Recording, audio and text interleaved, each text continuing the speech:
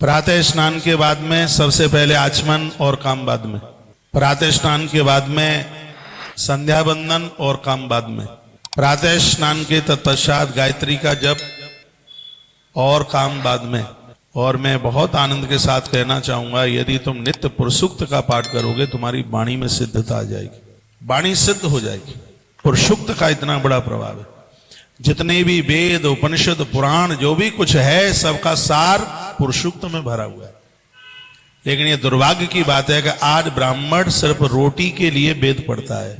अभी मैं कलकत्ता में एक बात बोल रहा था, मैंने कहा इतने बढ़िया पंडित बनिए कि तुम्हें किसी भी जजमान की गुलामी न करनी पड़े, किसी जजमान के पीछे ना चलना पड़े। मैंने देखा है ब्राह्मण लपल लपल लप लपर जजमान के पीछे घूमते। तुम भिखारी नहीं हो, तुम इस धरती के देवता हो। जिस धातु से विष्णु शब्द बनता है उसी धातु से ब्राह्मण शब्द बनता है। तुम्हारे पास यदि योग्यता है तो लोग तुम्हें ढूंढते ढूंढते वन में जंगल में पहुंच जाएंगे तुम्हें ढूंढने के लिए। आज तुलसीवन आश्रम परिक्रमा मार्ग में शहर से काफी दूर बसा हुआ है, लेकिन लोग ढूंढते ढूंढते यहां पहुंच ही जाते हैं। हम लोग ईश्वर नहीं है, हम लोग परमात्मा नहीं है। मैं तो नहीं जाता ढूंढने के लिए, अभिमान वाली बात नहीं है, लेकिन कुछ पाया है, कुछ प्राप्त किया है। लोग ढूंढते ढूंढते यहाँ इस आश्रम तक पहुंचते हैं।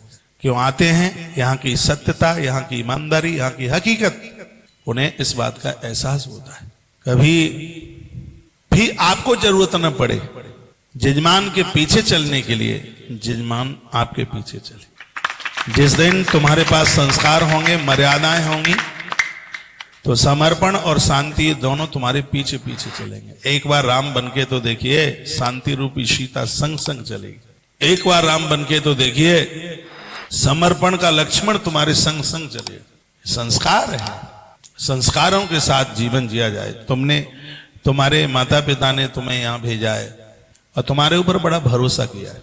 एक माता पिता अपना पूरा जीवन अपनी औलाद के लिए जीते हैं और उसके तत्पश्चात उनके बच्चे कुकर्मी निकल जाएं, गुंडे निकल जाएं, लफंगे निकल जाएं, उन माता पिता के ऊपर क्या बीतती होगी। और उनके बच्चे कहीं अच्छे निकल जाएं, बढ़िया निकल जाएं, वो माता पिता कितने खुश होते होंगे। मैंने तो कभी अपने पिता को पूछा नहीं है, लेकिन मेरा परिचय देने में उनको बड़ा आनंद आता होगा। शायद मुझे जन्म देने वाली मेरी माँ भी 10 स्त्रियों के पास बैठती होगी तो बड़ी प्रसन्नता और बड़ी खुशी का वो अनुभव करती होगी, उसको खुशी होती होगी। मैं अपनी ही बात नहीं, मैं तो सबके ही लिए बोल रहा हूँ। जिनके बच्चे बढ़िया है उनके माता पिता कितने प्रसन्न होते होंगे। और मैं ये बहुत आनंद के साथ कह रहा हूँ, यदि आप आश्रम के इस नियमों को, आश्रम के भी साथ मेरी कही गई बातों को तुम फॉलो करोगे, यदि मानोगे, तो इस धरती के तुम प्रकांड